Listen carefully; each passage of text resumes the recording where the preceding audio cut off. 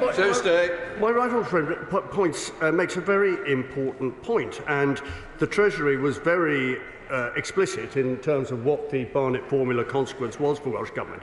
And frankly, I agree with him that I do not understand why families in Wales and businesses in Wales are still unclear as to how that money is going to be used. Fair Jones. Mr. Speaker, people in rural areas are at a particular disadvantage during the upcoming energy price crisis. Around two-thirds of my constituents are not connected to the gas grid and are not covered by the protection of the energy price cap. So does my right honourable friend agree with me that as rural areas are going to be experiencing particular hardship, the Welsh Government has a responsibility to act fast to get the £175 million it has just received out the door as quickly as possible? Absolutely. I refer to my earlier answer. That is absolutely critical. We probably have a higher proportion of people in the position that my honourable friend points out than almost anywhere else in the UK. So this is urgent, and I really urge colleagues opposite to put as much pressure they can on their colleagues in Cardiff to make this happen. Simon Bench. Thank you, Mr. Speaker. Will my right honourable friend join me in welcoming the increase to an extension of the Warm Homes discount, which will shield the most vulnerable across the UK from the impact of inflation? I certainly will, Mr. Speaker, and I do think there's a contrast here which is worth highlighting, that our solutions to these problems are to provide direct and positive interventions for families across Wales, rather than sort of default to the lazy position of let's find an energy producer and tax them, as if that would resolve the problem. Shadow Secretary of State Joe Stevens. Thank you, Mr. Speaker. It's not just record inflation that's hitting Welsh households hard. Rents in Wales have increased by nearly 10% in the last year, the third highest rate in the United Kingdom, outside London and Northern Ireland. And when it comes to paying bills, his colleague, the Culture Secretary, thinks that a monthly saving of 87 pence over 2 years on the BBC licence fee is, and I quote, one of the few direct levers we have in our control as government. Is that really the extent of his government's ambition to help people in Wales cope with a Conservative cost of living crisis?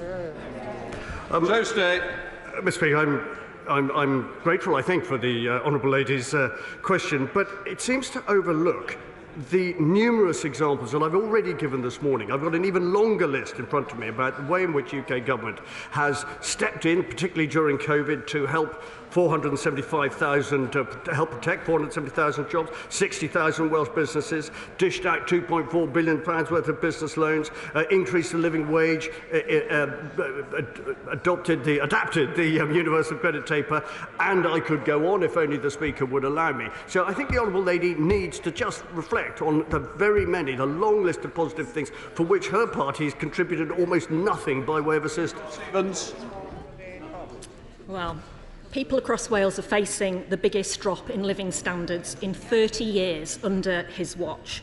Inflation at a 10-year high and rising, national insurance levels increasing by more than 10%, another Tory broken manifesto promise, energy bills up 54%, rents in Wales up 10%, and Wales is bearing the brunt of the incompetence and the chaos, not just at number 10, but number 11 as well.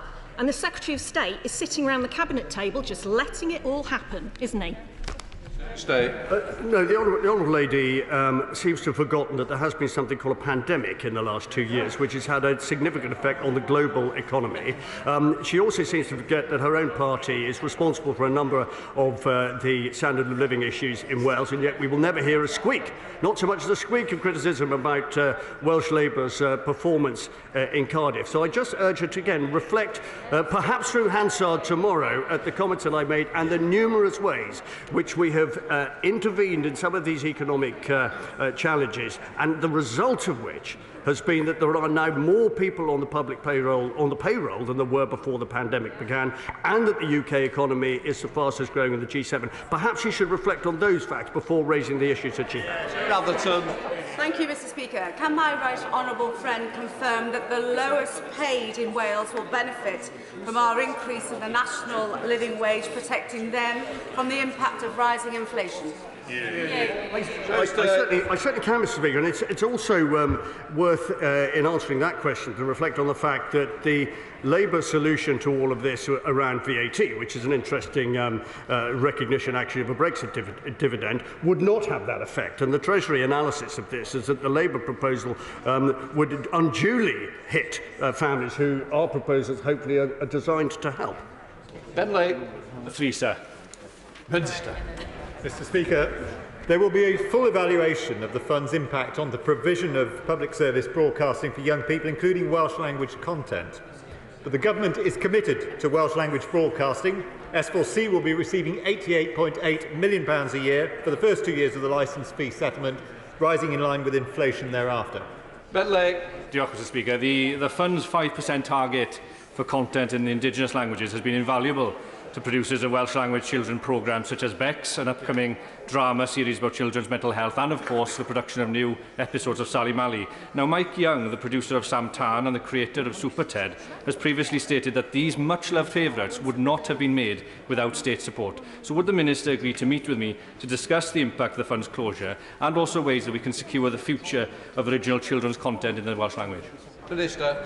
Mr. Speaker, just a question. Of course, I'd be delighted to meet with the honourable gentleman to discuss this issue, and I would approach it with an open mind. I can perhaps remind the honourable gentleman it was a Conservative government which established S4C. It was also a Conservative government which set up the Welsh Language Act. And the honourable gentleman may also know it was a Conservative chairman of the Welsh Affairs Select Committee who allowed Welsh to be spoken for the first time in Select Committee hearings. Modesty prevents me from saying any more on that, but I can assure the honourable gentleman that we will always want to support the Welsh language. Mr. Speaker. Mr. Speaker, the Secretary of State recently met with the Culture Secretary to discuss the delivery of UK Government's £5 billion project Gigabit, which will deliver gigabit connections to the hardest 20% of the United Kingdom. Up to 234 homes and businesses in Wales will benefit from this investment. Jonathan Edwards. Mr. Speaker. According to the House of Commons Library, 17.4% of lines in my constituency receive less than 10 megabits per second, one of the worst records in the British state. And it's clear, therefore, that the UK Government and Welsh Government broadband strategies have failed large parts of Carmarthenshire. Will the Wales Office emphasise that Mission 4 of the Levelling Up white paper published last week prioritises those areas that have been neglected so far? He lives in one.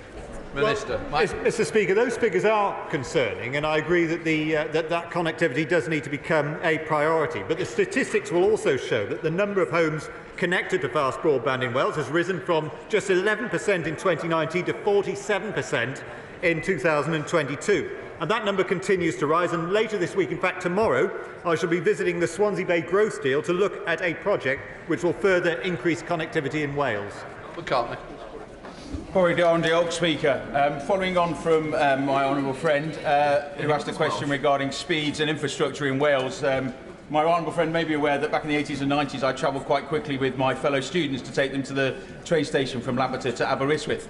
Could my honourable friend provide an update potentially for the likelihood of bringing back the train line between Carmarthen, Lampeter and Aberystwyth, especially in the 200th anniversary of the setting up of the St David's University College in Lampeter? Minister.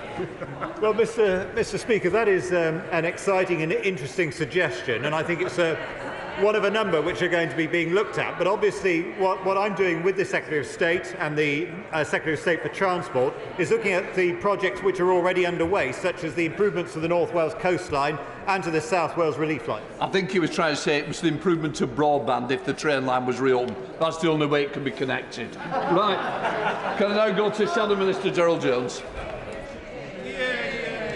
Thank you, Mr. Speaker. The Conservative manifesto promised gigabit-capable broadband to every home and business across Wales and across the UK by 2025.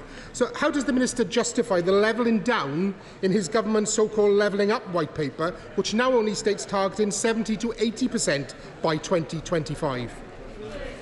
Well, Mr. Speaker, I hope the honourable gentleman will agree that we've set some very ambitious targets, and I certainly hope we're going to meet them. But I just point out once again that the number of homes connected to fast broadband has risen from just 11% to 47% in 3 years, which I think is an exceptionally good outcome. And I can assure the honourable gentleman that we want to continue to see that figure rise.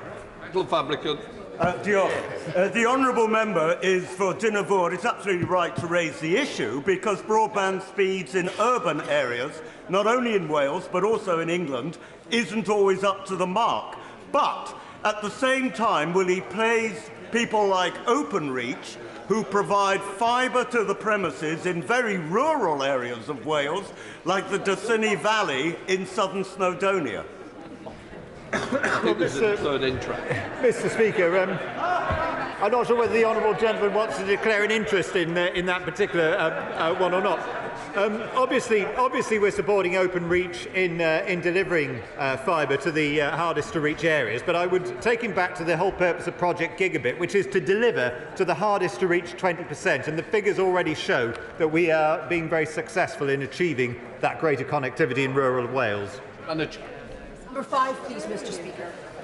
Thank you, Mr. Speaker. With your permission, I'll answer questions 5, 6 and 9 together. There is no public appetite at all in Wales to devolve the Crown Estate, which would serve merely to fragment the market and delay the further development of key projects. The Scottish Government has awarded 25 gigawatts of offshore wind development rights through Crown Estate Scotland to 17 projects, and that's put Scotland at the forefront of global offshore wind development. And it's more than double than the UK's existing offshore wind capacity, and it's going to create high-quality jobs and significant local investment. So why doesn't the Minister think that devolving the Crown Estates to Wales would benefit the people of Wales in the way it's benefiting the people of Scotland? Thank you, Mr. Speaker. I have to say I've spoken on this subject recently to port authorities, investors, councils, employees and, most importantly, the public. Not a single person, not one, has suggested to me that the future of floating offshore or indeed any other renewables is going to benefit from the devolution of the Crown Estate. This is an international opportunity for Wales. The supply chain benefits are huge, and actually the SNP ambitions in this respect, I think, are far too modest. Thank you, Mr. Speaker, and good morning. Mr. Speaker, the recent devolution of the Crown Estate seabed is predicted to enable Scotland's offshore wind farms to reliably power around 30 million homes across the United Kingdom. Has the Secretary of State assessed how many millions of homes could be powered by Welsh offshore generation? Secretary of State. Mr. Speaker, we have, I think I caught the majority of the honourable gentleman's question at any rate. And yes, we have made significant, we've undertaken significant analysis, I should say, into what the potential is. But the potential is massively enhanced by this being a UK-wide approach, an international approach. It is not enhanced, indeed it's jeopardised by constant referral to devolution of the Crown Estate, which seems to me to be almost off-putting if you were a future investor in this particular sector. Richard Thompson. Thank you, Mr. Speaker. Well, it hasn't put off investment in Scotland, certainly, but the Crown Estate portfolio in Wales and its marine assets has risen in value from £49 million in 2020. It's currently valued at £603 million. The evidence from Scotland is it's hugely beneficial for the devolved government to be handling that and maximising the supply chain opportunities. Why won't the Minister be open to the idea of devolving it? Or is the message to the people of Wales that when it comes to governance in Wales, Westminster still knows best? Well, absolutely not. As I made clear earlier on, where I take my advice, where I listen the most intently is to the views of port authorities, the views of councils, the views of investors, the views of employees, the views of the public. That's what really matters to me. This is about job creation and sustaining jobs. It isn't about looking at every single issue through the prism of independence and through the prism of what works for the Scottish Government. This is about making this work for the people of Wales, and that's what's important to us. Stephen Crabb. Mr. Speaker, devolution of the Crown Estate is a total red herring, and it's so typical of nationalists to turn every issue into an anti-United Kingdom process row. But would my right honourable friend agree with me that floating offshore wind does represent a hugely important opportunity for Wales, particularly for the port of Milford Haven in my constituency, which he shares in his constituency? And will he assure the House that he and his colleagues in Bays are doing everything to ensure that Wales and Pembrokeshire benefit from the opportunities of renewable marine energy? My right honourable friend is right, and I met last week the Crown Estates to have exactly this conversation, and I have to say it was an exciting, interesting, innovative conversation about all of the possibilities that he mentions and which exist across the whole of the UK, but particularly in the Celtic Sea. And I just repeat what I said earlier. The emphasis and the impetus behind this is from investors and from members of the public and from port authorities. It isn't, as I say, from nationalists who just wish to look at everything through the prism of their own power. Thank you, Mr. Speaker. The Secretary of State has just said that there was no public interest or appetite at all. Not one person was saying that devolving the Crown Estates was a good idea. By this morning, 10,000 people have already signed a petition asserting Wales's right to reap the benefits of our own natural resources. Now, the ScotWind auction raised almost £700 million for Scotland's public finances, and to reassure the Secretary of State, this is not a new tax. So in the heat of the cost of living crisis, Scottish renewable natural resources generates revenue for the benefit of the Scottish people, providing a better welfare service than ours in Wales. Is it not clear that devolving the Crown Estate in Scotland has improved the government's ability to respond to that cost of living crisis, and so it would in Wales? Well, I mean, shock horror, Mr. Speaker, that petition was going to be raised. It, of course, represents a tiny, tiny, tiny proportion of the population of Wales, and that assumes that everybody who signed it was resident in Wales, to be honest with you. But I would say I chose my words carefully, Mr. Speaker, I chose my words carefully earlier on. The people I want to listen to most intently around this are the people who are going to do the work and are going to benefit from the work. And that is port authorities, that's councils, that's employees, that's the public, and that's investors. Every single person that I've spoken to about this issue concludes that devolving the Crown Estate is nothing more than a distraction and will actually damage the prospects of this being the success story that it deserves to be. Parity with Scotland is possibly not the catchiest of slogans, but here it is just a matter of fairness. So will the Secretary of State now commit in this Parliament to the devolution of the Crown Estate to Wales? No, Mr. Speaker. Question number 7, Mr. Speaker. Mr. Speaker, this government is committed to levelling up across the whole of the United Kingdom, including Wales. Better connectivity and infrastructure are key to that, and that is why we asked Sir Peter Henley to conduct the Union Connectivity Review. I thank my honourable friend for that answer. Does my honourable friend not agree with me that, in addition to the actions that he announced just there, the Union Connectivity Review pledges to do much more, including reducing journey times on the East Coast Rail Line between London and Aberdeen, for example, protecting important domestic routes between London and Aberdeen, for example, and this shows levelling up in action and a demonstration of this government working for our entire United Kingdom, including Wales. Mr. Speaker, to draw on that link between Wales and Scotland, I'd like to congratulate Logan Air, who are flying between Cardiff and Edinburgh, and will no doubt benefit from the cut in air passenger duty for regional airports, and as a result, we can expect to see an increase in flights, demand for flights, which is good news for Cardiff Airport, good news for travellers, and good news for the Union. Matheson. Question 10, sir. Minister. Mr. Speaker, cross-border links are vital to achieve levelling up in every part of the United Kingdom, including Wales. And last week I met with the government's Transport Minister to discuss, the Welsh Government's Transport Minister, to discuss how our governments can work together to improve these vital links, including the recommendations in the Union Connectivity Review.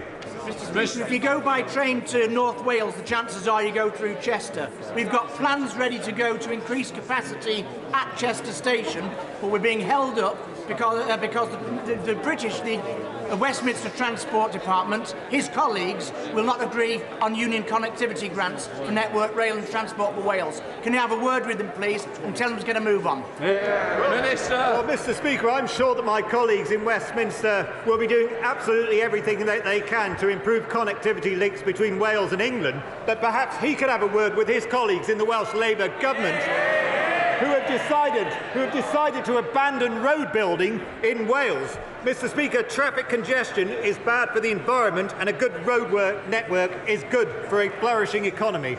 Craig Williams. Thank you, Mr. Speaker. Bypass is the most important connection for my constituency. While it's 90% in England, and I very much welcome that the Treasury Front Bench has committed to the 45 million to get it to the next grip stages, will the Minister meet with me to make sure the Welsh Government, with their road blocking and their lack of vision on union connectivity, make sure this road is delivered? Mr. Speaker, the honourable gentleman has been an absolute champion for that bypass over many years. And I'm sure, Mr. Speaker, that everyone on this side of the House is deeply disappointed. Order. Sit down a minute. Can you tell me the answer again, because I couldn't hear you? Mr. Speaker, I'm sure that everyone on this side of the House are deeply disappointed that the Welsh Labour government have decided to abandon road building in Wales. Before we come to Prime Minister's questions, I would like to point out that the British Sign Language interpretation of proceedings is available to watch on the Parliament Live TV. We now come to Prime Minister's questions. Gareth Bacon. Number one, Mr. Speaker. Minister. Mr. Speaker, I can tell the House today that it is my intention to return on the first day after the half-term recess to present our strategy for living with COVID.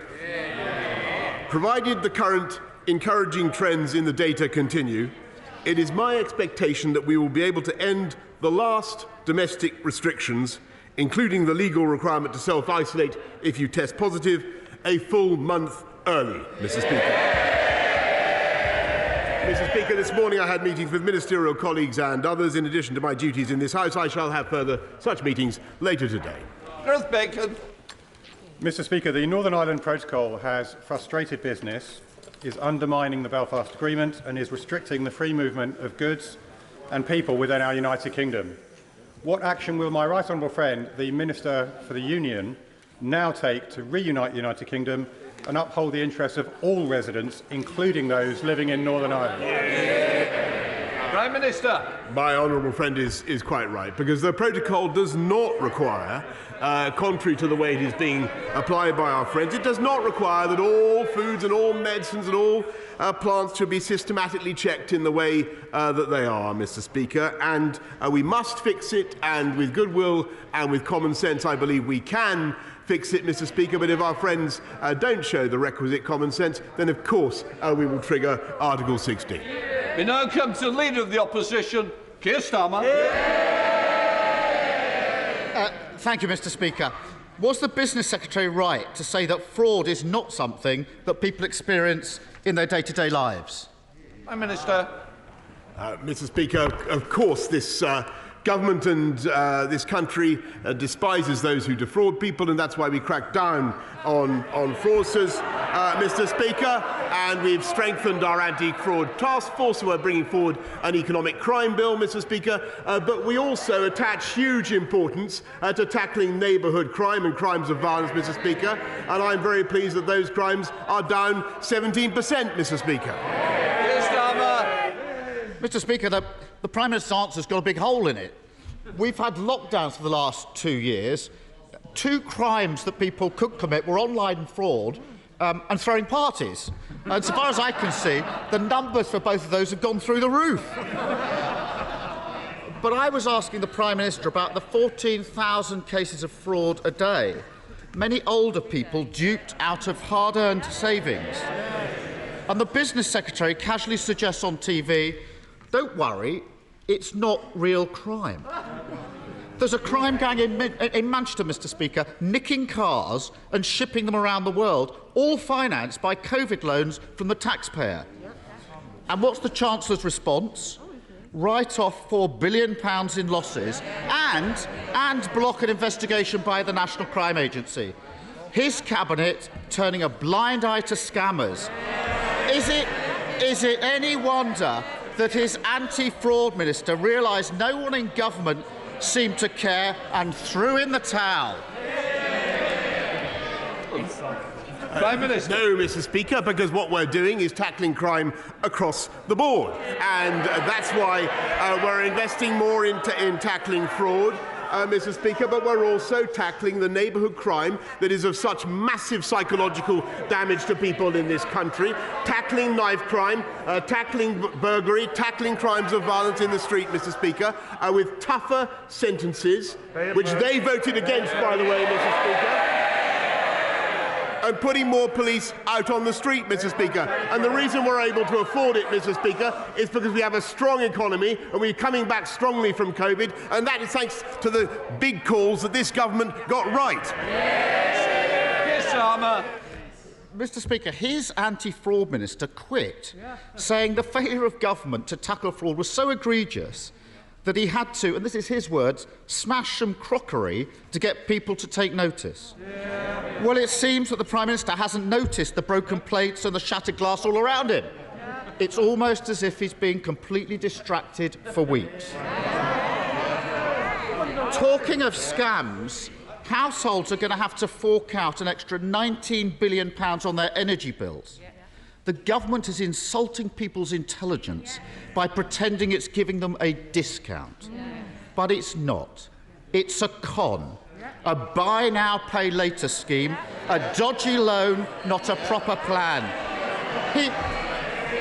Mr. Speaker, he shakes his head. So let me put this in language you might understand. When his donors give him cash to fund his lifestyle and tell him he has to pay it all back later, are they giving him a loan or a discount? Mr. Speaker, our plan to tackle the cost of living is faster, more efficient and more generous than anything that they have set up, Mr. Speaker. We've lifted the living wage by record amounts. We've cut the effective tax for people on universal credit, Mr. Speaker, and we're now setting out a fantastic plan to help people with the cost of energy, Mr. Speaker. And it is more generous and more effective than anything Labour have set out. And the only reason we can do it's £9.1 billion, Mr. Speaker. It's huge sums that we're using to help people across the country. And the only reason we can afford it, Mr. Speaker, is because we have a strong economy, the fastest growing in the G7, as I think I may have pointed out to the right honourable gentleman last week, and not just last year, but this year as well. Mr. Speaker, the Prime Minister clearly hasn't got the first clue what the Chancellor signed him up to. So let me help him out. His plan is to hand billions of pounds of taxpayers' cash to energy companies and then force families to pay it off in instalments for years to come. If it sounds like he's forcing people to take out a loan, and it looks like he's forcing people to take out a loan, isn't it just forcing people to take out a loan? We are giving people in Band D council tax, A to D council tax valuations across the country, that is 27 million homes. We're giving them the equivalent of a £150 rebate off their council. Their offer is for £89, Mr. Speaker. Ours is faster, more generous and more effective. And what they would do, and you know, this is a global problem, Mr. Speaker, caused by the spike in gas prices. But what they would do is clobber the oil and gas companies right now with a tax that would deter investment in gas just when this country needs gas, Mr. Speaker, as we transition to green fuel. It would be totally ridiculous, and it would raise prices for consumers. Mr. Speaker, I was always worried that the Prime Minister wasn't one for reading terms and conditions, didn't understand what the Chancellor signed him up to, and he's just confirmed my worst fears. There is an alternative. Order. Can I just say, if you want to carry on outside. I am not having this perpetual noise coming from the front bench. Secretary of State should know better, and I expect better, and I certainly don't need to put up with it anymore. Keir Starmer. Mr. Speaker, there is an alternative. He could stand up to his Chancellor, tell him to support families rather than loading them with debt. Tell him to look at those bumper profits of oil and gas giants. Shell's profits up £14 billion this year. BP's profits up £9.5 billion this year. Mr. Speaker, every second of the day, they've made £750 extra profit from rising prices. At the same time, households are facing an extra £700 a year on their bills. Why on earth is this government forcing loans on British families when they should be asking those with an unexpected windfall to pay a little more to keep household bills down? Mr. Speaker, the Labour plan would clobber supplies. It's an improvement on what I thought he stood for, which was nationalising the energy companies. Maybe he's dropped that one now. I can't tell whether he's dropped that one or not. But, Mr. Speaker, what he would be doing, maybe he has, what he would be doing, Mr. Speaker, is hitting the energy companies at precisely the moment when we need to encourage them to go for more gas, Mr. Speaker, because we need to transition now to cleaner fuels. And what this government is providing is £9.1 billion worth of support. It's more generous than anything Labour is offering. And I just repeat my point. The only reason we can do it is because we kept our economy moving in those hard times when they took the wrong decisions. And we came out of lockdown in July, Mr. Speaker, when he opposed it last year. And we kept going over Christmas and New Year when they opposed it, Mr. Speaker. And that's why we have the fastest growing economy in the G7, not just last year, but this year as well, as I never tire of saying. He can bluff and bluster all he likes. The reality is this. On top of the Tory tax rises, on top of the soaring prices, the loan shark Chancellor and his unwitting sidekick have now kicked up a buy now, pay later scheme. It leaves taxpayers in debt, while oil and gas companies say they've got more money than they know what to do with. It's the same old story with this government. Get in a mess, protect their mates and ask working people to pick up the bill. But isn't he worried that everyone can now see that with this Prime Minister and this Chancellor, it's all one big scam and people across the country are paying the price?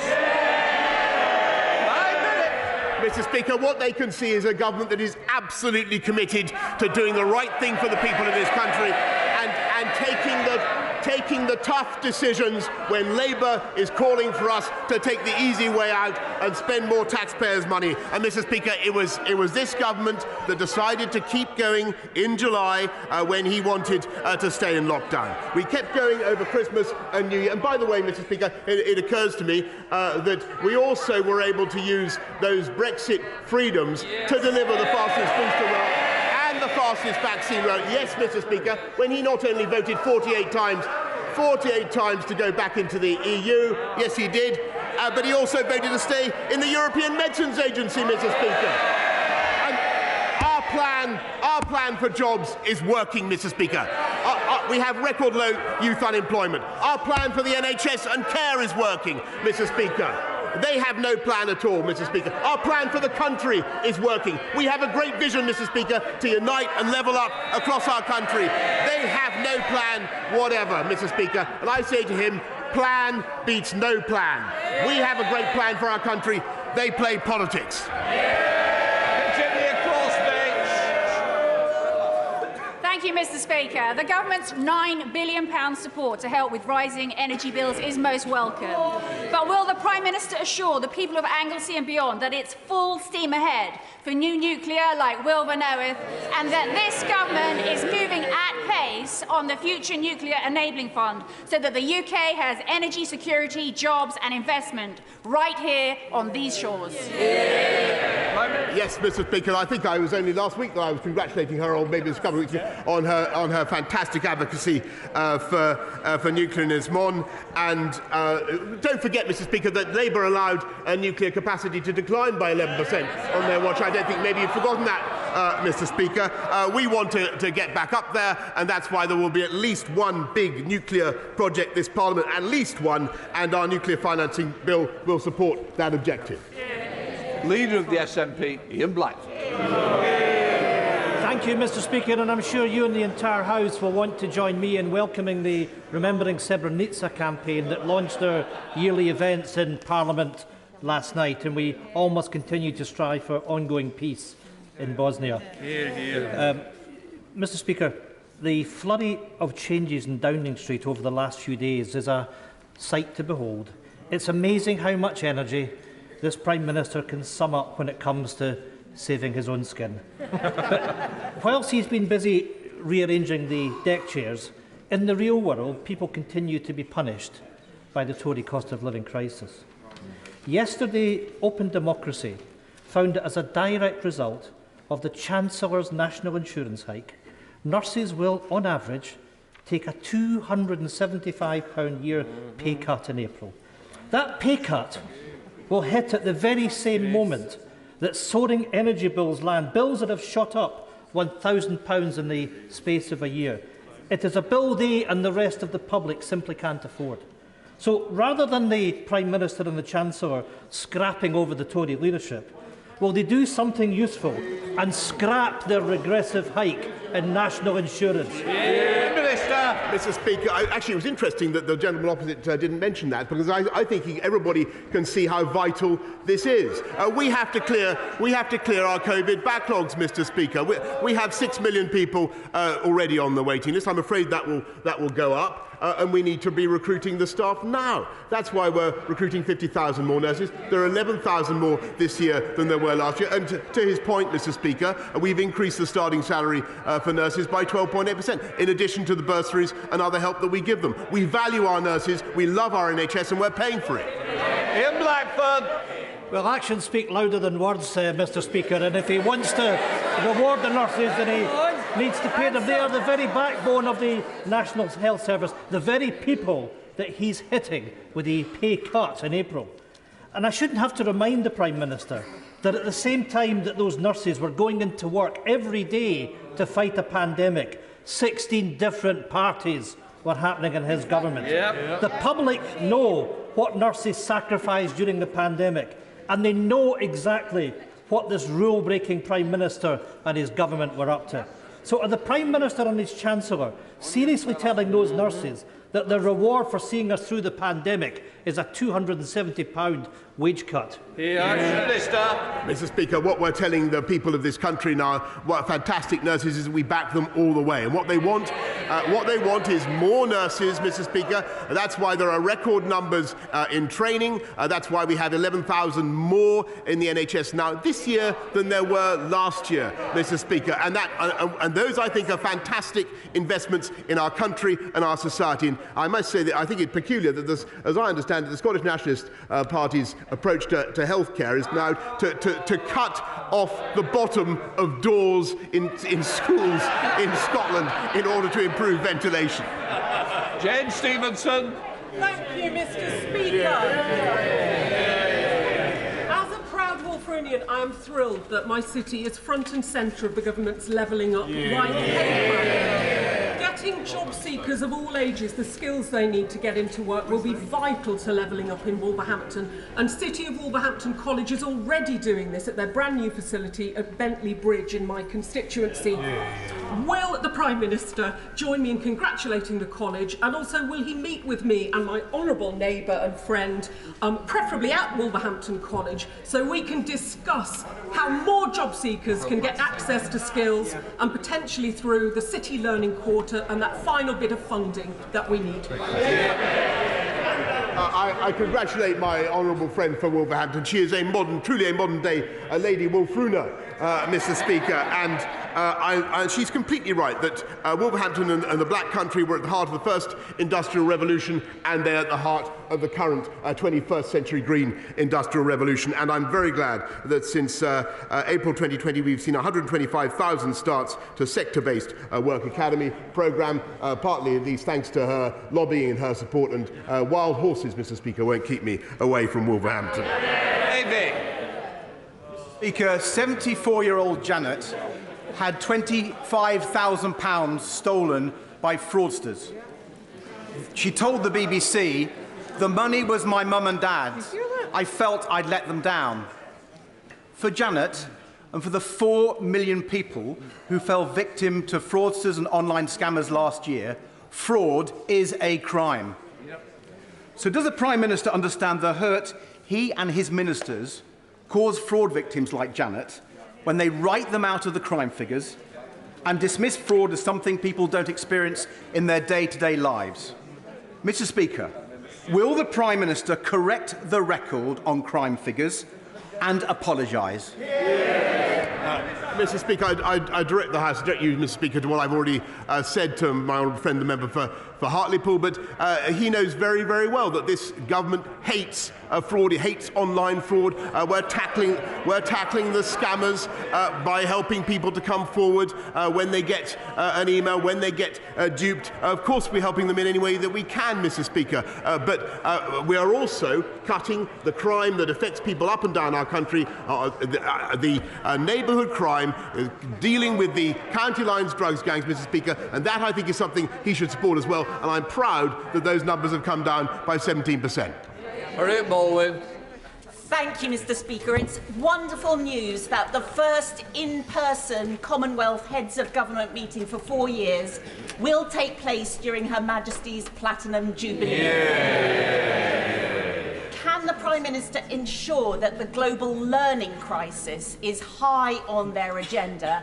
And will he ask his amazing diplomats to ensure that every leader in the Commonwealth signs up to the Kenyatta Declaration on education? I thank her very much, thank my right honourable friend very much, everything she does to support education for girls. I think 12 years of quality education for every girl in the world is probably the single most transformative thing we could do to improve the world. And I remember working with my friend Uhuru Kenyatta on the declaration, and we will certainly ensure that everybody at the Commonwealth signs up to it.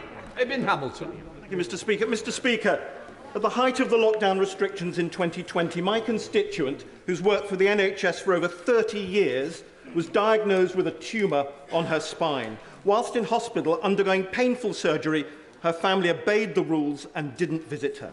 Mr. Speaker, in the last few minutes, a photo has emerged of the Prime Minister in Downing Street on the 15th of December 2020, surrounded by alcohol, food and people wearing tinsel.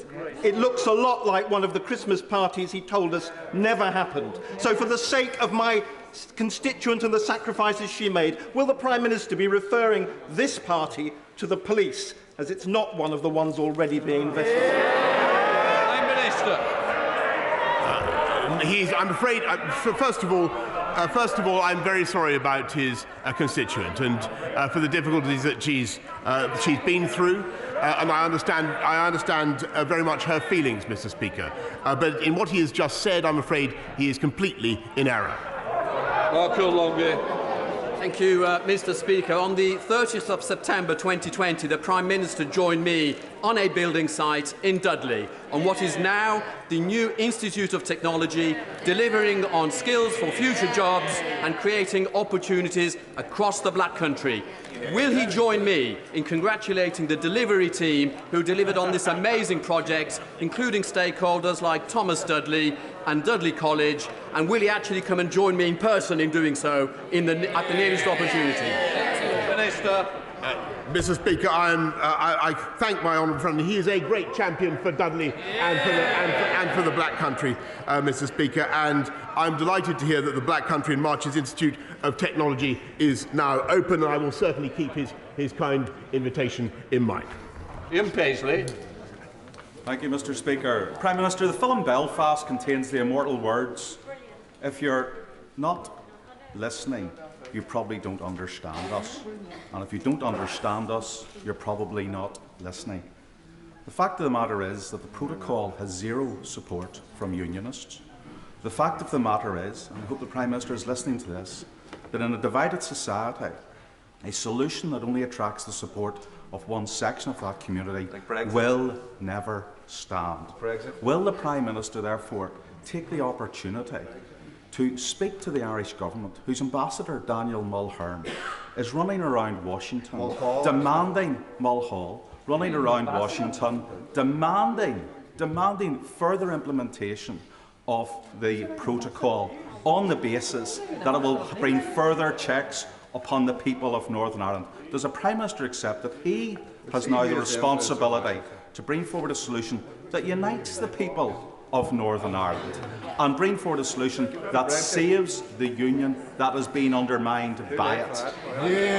Yes, Mr. Speaker. Well, I agree with him completely that there must be a solution that commands cross-community support. And at the moment, Mr. Speaker, there is no doubt that the balance of the Good Friday Agreement is being upset by the way the protocol is being operated. And we need to fix it, Mr. Speaker. And that's what we're going to do. And if our friends won't agree, then of course we will, as I said earlier on, of course we will implement Article 16. Geoffrey Clifton-Brown. Thank you, Mr. Speaker. Rather than a compulsory windfall tax so favoured by the opposition, would my right honourable friend take an alternative view, summon a high-level meeting with the oil and gas companies with the aim of a voluntary agreement to bring more oil and gas onto the wholesale market to reduce oil and gas prices to help hard-pressed people deal with the cost of living problems? Well, Mr. Speaker, I thank my right honourable friend very much for that suggestion, which I think is an interesting one and an ingenious one. The oil and gas companies create hundreds of thousands of jobs in the UK, and they're very, very important to our economy. I will do what I can to take forward his request for a meeting with them. But I just remind the House that we've frozen fuel duty, Mr. Speaker, 12 years in a row, saving people £15 in their cost of filling up their tanks compared to 2010. Ruth Jones. Thank you, Mr. Speaker. I understand the Prime Minister has been heard singing "I Will Survive" in recent days. I would suggest that he would be better off singing "Careless Whisper" instead, because, Mr. Speaker, in 2017, Nazanin Zaghari-Ratcliffe was condemned to an extended prison sentence in Iran because of the careless words of this Prime Minister. Now, in 2022, this week, my friend, the Leader of the Opposition, was hounded by thugs outside this Parliament because of the careless, disgraceful words of this Prime Minister. So will the Prime Minister do the decent thing? Will he reconsider his words, repent and resign? Mr. Speaker, I don't think that she should either let the thugs and yobs who bullied and harassed the right honourable gentleman off the hook any more, because they are culpable, any more than she should let the Iranian government off the hook, Mr. Speaker, because they are culpable. Holford. Thank you very much, Mr. Speaker. Since 2017, referrals for children's mental health has gone up by 60%. Eating disorders amongst young girls have gone up by 400% since lockdown. And we know that social media companies play a huge part in this. Given that social media platforms like TikTok are providing crack for kids in terms of adult content, negative imagery, and addictive algorithms, will my right honourable friend consider implementing a 2% levy on social media companies, which would raise £100 million to fund mental health resilience programmes for children? Mr. Speaker, I know my right honourable friend has campaigned on this issue assiduously, and he's quite right about the psychological damage that social media can do, and I've heard what he's had to say recently about TikTok. We will see what we can do to address all these issues in the forthcoming Online Harms Bill. Thank you, Mr. Speaker. Mr. Speaker, Bradford is UK's youngest city and has the 10th largest city economy with a GDP of 11.6 billion and is bidding to be the capital of culture. Now it comes out that no detailed analysis of the long-term economic benefits of investing in Bradford and the North through the integrated rail plan was carried out. This government failure has robbed Bradford of £30 billion worth of growth over the next 10 years. When is the Prime Minister going to match action to rhetoric and on levelling up and give Bradford the investment it deserves? Prime Minister. Mr. Speaker, I'm afraid that she's wrong in what she says, because we're not only investing massively in Yorkshire, investing in police in Yorkshire, 640 more police, investing in education, but she's misunderstood what we said at the time of the £96 billion integrated rail plan. Because what we are saying is that we will look at ways in which we can ensure that we protract the eastern leg of high-speed rail from north of Birmingham on the eastern leg to Bradford. What we're not doing is coming up with a scheme before we've decided exactly what to do and how to fund it. But we are not ruling it out, Mr. Speaker. Stuart Anderson. Mr. Speaker, I serve my country with pride in the Royal Green Jackets. I will always be a rifleman and a veteran, and I welcome the veteran strategy the Prime Minister's just brought out. But I ask the Prime Minister if veterans will always be at the heart of this government strategy, and everything can be done to see they always get what they need and are honoured. Minister. Yes, Mr. Speaker, that's why we set up an office for veterans. That's why we've ensured that veterans get preferential treatment on public transport. One of the first things I did when I became Prime Minister, Mr. Speaker, and it's why we make sure that veterans receive particular support and encouragement in employment. We encourage employers to take on veterans as well. Thank you, Mr. Speaker. In the panic Downing Street staffing reshuffle at the weekend, the Prime Minister appointed to a senior role a man who recently lobbied the government on behalf of Huawei Technologies, a hostile state vendor that this House legislated to exclude entirely from our country's 5G networks. Given the number 10 Director of Communications has, by definition, access to some of the most sensitive government information, can the Prime Minister tell the House whether Mr Harry's present role requires enhanced developed vetting and strap clearance, and whether he has gone through the necessary checks to provide for that level of clearance before he took up his post?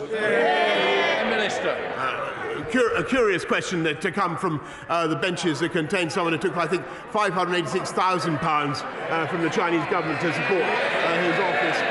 But, Mr. Speaker, what I can tell him is that this government took the brave and necessary step of making sure that we excluded Huawei from our critical national infrastructure, and that, Mr. Speaker, was the right thing to do, whatever he's saying. Thank you very much, Mr. Speaker. Can I ask the Prime Minister a question about Sue Gray's report? I asked him, well, colleagues may groan, I'm only asking this question because I asked the Prime Minister last week and I didn't get a straight answer. It's important because it's about those who make the law obeying the law. The Prime Minister wants to be judged on the facts, and that's right. So can I ask him to commit at the dispatch box that upon conclusion of the Metropolitan Police investigation, will he ensure that Sue Gray's final report is published immediately and in full? Prime Minister. Mr. Speaker, with great respect to my right honourable friend, I do believe I answered that last Monday, but or whenever it was, possibly last Wednesday as well. But I'll repeat for the benefit of the House that as soon as all the inquiries are concluded, I will immediately publish in full whatever Sue Gray gives me. Tulip Siddiq. Thank you, Mr. Speaker. I understand that the UK government signed an agreement with the Iranian authorities last summer that would have resulted in the payment of the £400 million that we owe Iran and the release of my constituent, Nazanin Zaghari-Ratcliffe. That agreement fell through and the debt still hasn't been paid. Mr. Speaker, this case urgently needs the Prime Minister's attention and personal intervention. So could I ask the Prime Minister, will he meet personally with me and with Richard Ratcliffe? I don't want to meet his colleagues. I want to meet with him personally to find out why the agreement fell through and why Nazanin Zaghari-Ratcliffe still isn't home after 6 long years. I thank her very much. I thank her also, by the way, for all the hard work she does on behalf of Nazanin. We remain committed to securing the release of Nazanin and all the very difficult consular cases that we have in Iran. As she knows, the IMS debt is difficult to settle and to square away for all sorts of reasons to do with sanctions, but we will continue to work on it, and I will certainly make sure that we have another meeting with Richard Ratcliffe in due course. Natalie Alford. Mr. Speaker, Dover is once again beset by miles of traffic jams along the motorways, affecting residents and local businesses alike. Not because of Brexit, but because of Brussels bureaucracy and red tape. Will my right honourable friend, the Prime Minister, meet with me to discuss how we can invest in our local roads, in the M2, in the M20 and the Dover Tap to unclog that road once and for all, and also to get rid of the unnecessary red tape for a trading global Britain? Prime Minister. Yes, Mr. Speaker, no, she's absolutely right in what she says. As the economy rebounds, we're seeing all sorts of pressures, but we do need to make sure that we clear bottlenecks everywhere in our system, and that's what we'll do. Gerald Jones. Thank you, Mr. Speaker. I'd like to refer to the Prime Minister's answer to my honourable friend member for Leeds North East. The photograph referred to is all over social media. Everybody can see the photo. The Prime Minister is in the photo. So can I ask him again, will he refer to the matter to the police? Because this is not one of the parties already being investigated by the Metropolitan Police. Prime Minister. That's precisely the point, Mr. Speaker. It already has been. That event already has been submitted for investigation. That ends Prime Minister's questions.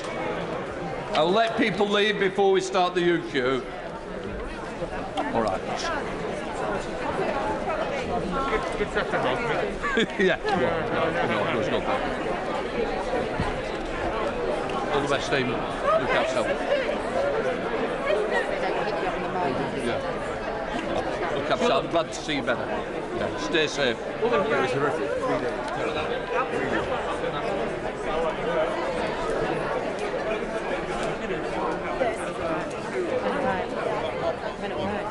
Yeah, when I want to.